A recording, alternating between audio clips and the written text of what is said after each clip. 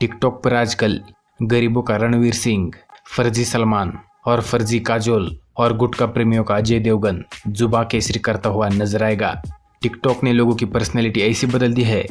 ये बंदी तो कल सुशील लग रही थी, गाली तो नहीं दे सकते, लेकिन आजकल के युवाओं में ऐसी गंदगी फैल चुकी है जिसे देखकर स्वयं भगवान भी ये बोले कि आखिर क्यों मैंने इस मूर्खों को बनाया। सबको पता है रिलेशनशिप, सेक्स ये आज भी टैबू शब्द है इंडिया में, और इन नेचुरल चीजों से बचने या भागने से फायदा नहीं होने वाला।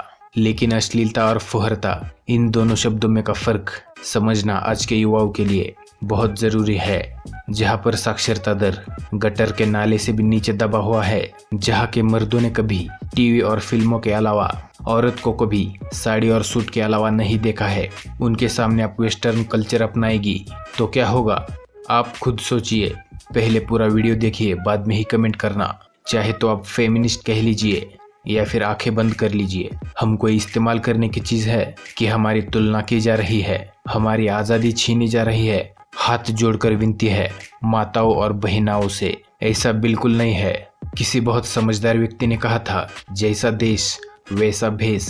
जिसने अपने क्षेत्र के, अपने इलाके के तौर तरीकों को नहीं समझा, वहाँ के कल्चर को न समझा, उसका उस इलाके में सफल हो पाना मुश्किल ही नहीं बल्कि नामुमकिन लगता है। और प्लीज ऑफेंडेड फील मत कीजिए। मैं ऐसा बिल्कुल नहीं बोल रहा कि आप मानव परंपरा को, कल्चर को, तहजीब को, बिल्कुल नहीं। ये सरासर गलत होगा। आप ही सोच के देखिए, जब एक ग्रुप में सारे लोग एक ही मानसिकता के होते हैं और उनकी मान्यता होती है जिसे वो बाय बर्थ फॉलो करते हैं, उनके ग्रुप में कोई विभिन्न विचारों वाला आ जाए और जिस चीज को करने से सभी लोग दूर भाग रहे थे, परहेज कर रहे थे, वो ही करना शुरू कर दे, तो बताइए क्या वो ग्रुप उस नए व्यक्ति से सामंजस्य बिठा पाएगा? क्या उसके साथ अच्छा व्यवहार करेगा?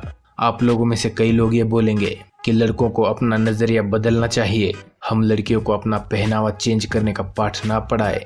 जी बिल्कुल सही, आप सही सोचती है, लेकिन देयर इज अ कैच। जिस तरीके से Rome wasn't built in a day, वैसे आप लोगों की मानसिकता एक दिन में नहीं बदल सकते।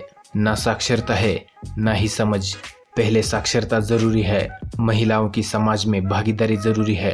लड़कियां जब अपने घरों से निकलेगी, जब जेंडर इक्वेलिटी पे काम करेगी, तो मेल फीमेल की वो झिझक, वो अंडरस्टैंडिंग बन जाएगी। पर इस दौरान ये जरूरी है कि महिलाएं अपने क्षेत्र को साथ पकड़ कर चले, अपनी लोकेलिटी को समझे। आप लोगों ने नेटफ्लिक्स की सीरीज डेली क्राइम्स देखी होगी, निर्भया हमले पर बेस्ड है। उसमें इस राज से पर्दा उठाया गया है कि ये कांड हुआ क्यों था। यह भी लड़की की गलती नहीं थी, गलती बहुत हद तक लड़के की ही थी। जो लड़का उस दिन निर्भया के साथ था, उसने कुछ आपत्तिजनक करने की कोशिश की थी दुनिया के सामने, कुछ जो मजाक में था या फिर आपसी सहमति से।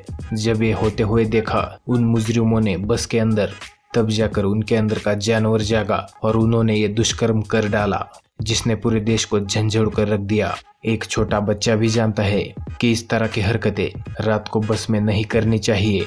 और ये टिकटॉक जो था, वो कहीं से भी नारी सम्मान को बढ़ाने वाली चीज नहीं थी।